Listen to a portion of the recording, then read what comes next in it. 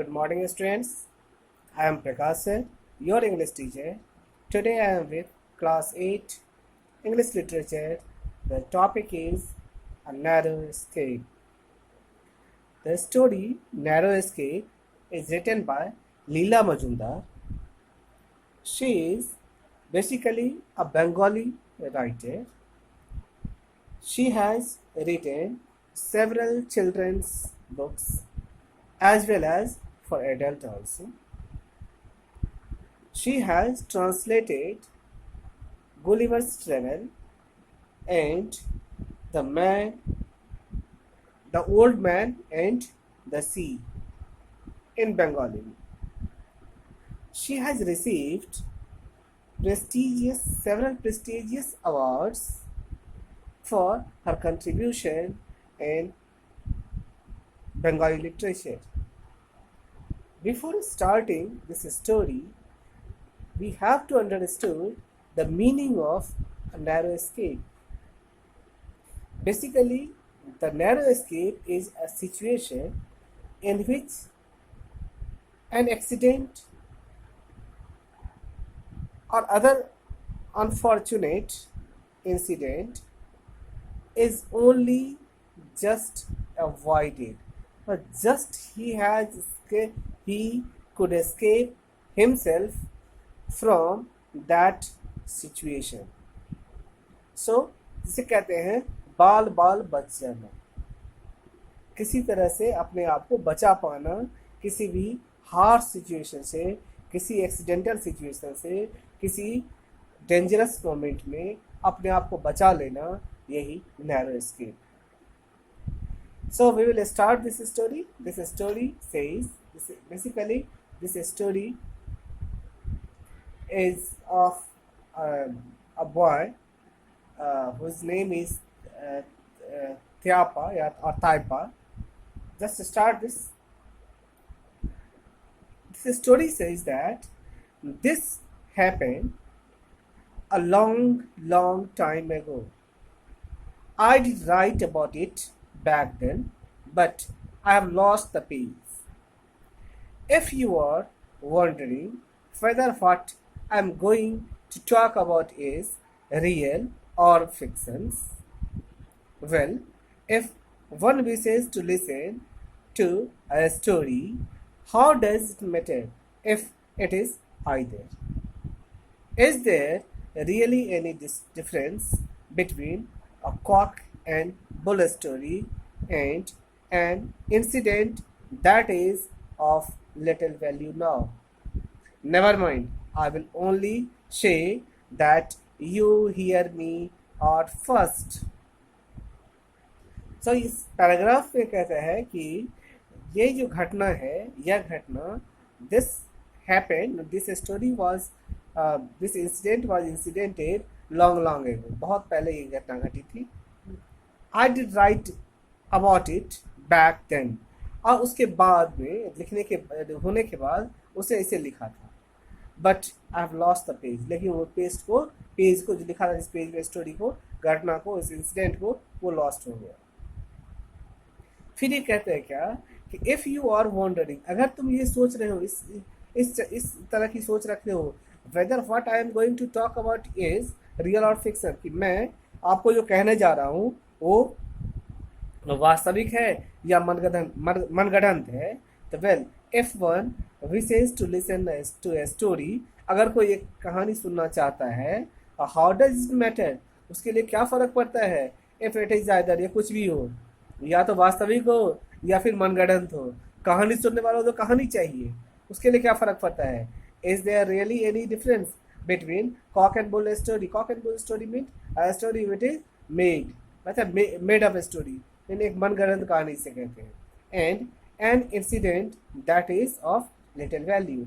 अब कहता है क्या कि कोई ऐसी घटना वास्तव में, क्या एक मनगढ़ंत कहानी और एक ऐसी घटना जिसका आज के डे में कोई वैल्यू नहीं है, बहुत ज़्यादा वैल्यू नहीं रहा है, उसको दोनों में कोई अंतर है? दोनों तो ऑलमोस्ट एक ही है. या तो वो मनगढ़ंत हो या फिर ऐसी घटना हो जिसका कि आज का कोई वैल्यू नहीं दिख रहा हो, दोनों तो एक जैसा ही है. Never mind, I will only say that you hear me और फर्स्ट, मैं आपको वही कहूंगा जो आप मुझसे पहली बार सुन रहे होंगे. As most will know, during the Second World War, scores of people scared of being bombed had fled from Calcutta to various noxious and dangerous places. At that time, one of my uncle's families had been considered moving to Kurshon for a couple of months. So, a small cottage at the reasonable rent was found in the healthy and beautiful place. My eldest aunt, however, refused to relocate to a house that she had not seen before. Hence, Tyapa was dear grandson was sent to recce of the house. दो तीन चीजें हैं इसमें. Scores of people, बहुत बड़ी मात्रा में लोग, बहुत सारे लोग. नॉक्शियस, हार्मफुल, कंसिडरिंग, ध्यान में रखते हुए. ठीक है. Recce, to gather information about something or of some area or location. ठीक है. कहता है क्या कि जैसा कि हम सभी जानते हैं, एज मोस्ट विल नो, सभी बहुत लोग ये जानते होंगे कि सेकेंड वर्ल्ड वॉर के समय बहुत सारे लोग, scores of people scared of being bomb, उनको ये डर था कि उन पे बॉम्ब गिरा दिया जाएगा और वो मर जाएंगे बॉम्बिंग से. Had fled from Calcutta to various noxious and dangerous place. अब वहां से कलकत्ता से बहुत सारे दूसरे जगहों पर वो शिफ्ट कर गए. एट दैट टाइम, उस समय, one of my uncle's family had been considered moving to Kursan for a couple of months. तो उसी समय में हमारे जो एक फैमिली था, हमारे अंकल की फैमिली थी, उसने भी डिसाइड किया कि हम लोग भी कुछ महीनों के लिए कहाँ चले जाएं, कुर्शोंग चले जाएं. एक प्लेस था, एक हिली एरिया है, और वहाँ पर चले जाएं कुछ महीनों के लिए. सो वहाँ पर क्या हुआ? So small cottage eight reasonable rent was found in a healthy and beautiful place. एक बड़े अच्छे खूबसूरत सा प्यारा सा जगह पे वहाँ पर एक छोटा सा कॉटेज लिया गया, एक छोटा सा घर लिया गया, रेंट पे लिया गया, जिसका रिजनेबल रेंट था, जैसा उसको कंफर्टेबल था उसके लिए, उस फैमिली के लिए उसको पे कर. My eldest aunt however refused to relocate. अब क्या कहता है कि मेरी जो सबसे बड़ी आंटी थी वह रिफ्यूज कर दी, मतलब उसे मना कर दिया रिलोकेट करने के लिए. कहाँ पर? तो एक ऐसे घर में she had not seen before, जिस घर को उसने आज से पहले कभी नहीं देखा है, उस घर को रिलोकेट करने के लिए उसे मना कर दिया. तो क्या हुआ? इस तरह से त्यापा, हर डियर ग्रैंडसन, जो उसका ग्रैंडसन था, उसको भेजा गया क्या करने के लिए? To gather information about of the house. उस हाउस के बारे में इंफॉर्मेशन कलेक्ट करने के लिए कि वो घर कैसा है, यह इंफॉर्मेशन कलेक्ट करने के लिए त्यापा को भेजा गया. The obedient grandson packed his woolen and thick blankets in a small suitcase and set off his journey. He dropped by at landlord's office to collect the key, but was told that he would not require a key to enter the house. A person also informed him that the postcard had been sent to the watchman and mattress, pillows, as well as utensils had been arranged for. He just had to meet the watchman upon his arrival. अब इसमें कहता है क्या कि the obedient grandson, जो उसका आज्ञाकारी जो ग्रैंडसन था, वो अपने फटाफट अपना सामान पैक किया. उसे उलेन मतलब गर्म कपड़े और एक कंबल, मोटा सा कंबल उसने पैक किया, एक छोटे से सूटकेस में पैक किया और जर्नी के लिए तैयार हो गए, जर्नी के लिए निकल गए. Set of on his journey, अपनी जर्नी पे चल पड़ा.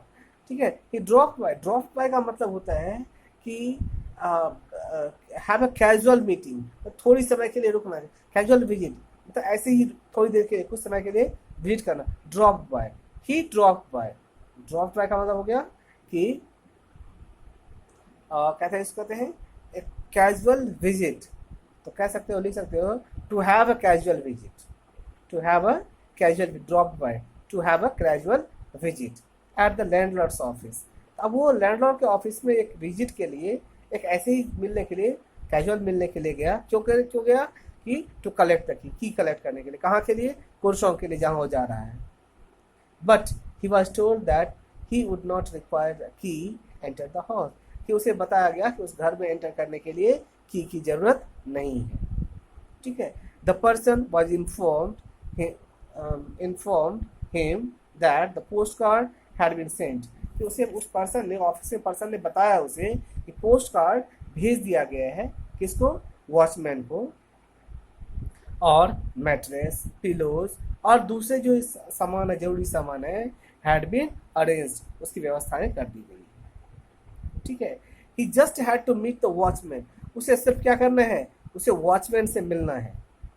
Meet the watchman upon his arrival in Kurseong. तो कुर्सोम पहुंचने पे उसे सिर्फ उस वॉचमैन से उसे मिल लेना है। वॉचमैन से जैसे ही वो मिल लेगा, उसका जो है सारा काम हो जाएगा। इतना उसे बताया गया वहाँ पर उसके ऑफिस में, जो उसके लैंडलॉर्ड का ऑफिस है, उसमें बताया गया उसे। Right, thank you. So I will come with another video. Thank you.